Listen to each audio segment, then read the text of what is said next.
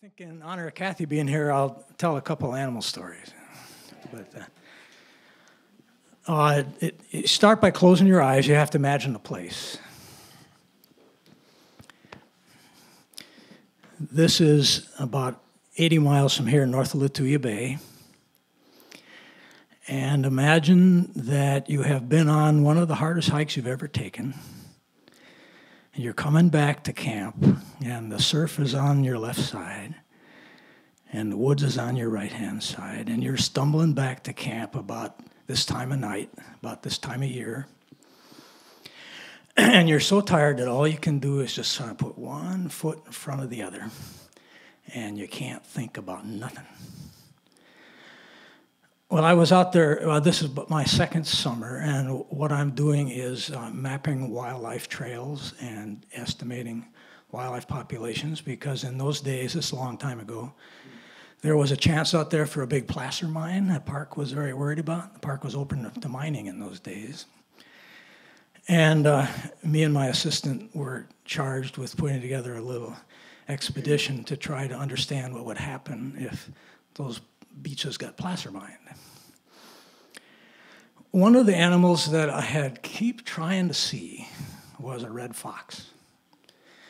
Now, those of you that know the Outer Coast know that it's basically the only place in the park that there are foxes. And that's probably because there aren't any coyotes there. But the foxes are strange animals.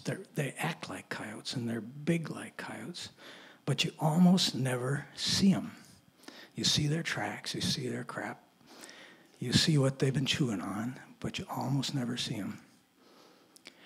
So I'm walking down the beach, and like I say, basically zoned out, and I'm putting one foot in front of the other, and I happen to look side myself, and a fox is walking right next to me, right alongside of me, just like right by that railing.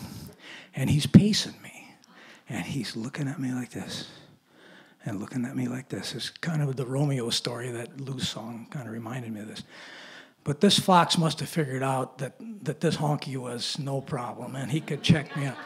And so I wake up a little bit then, and I watch him, but I don't, when you're trying not to spook an animal, you never look at it, right? So I glance at that.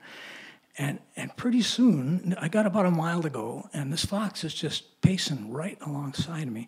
And finally, he comes right up and smells the cuff of my pants, and I haven't stopped. He's just walking right along.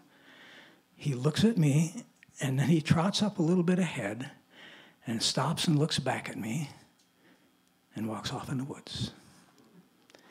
What was that fox thinking? That's the one and only time I ever got a good look at a fox in Lituya Bay.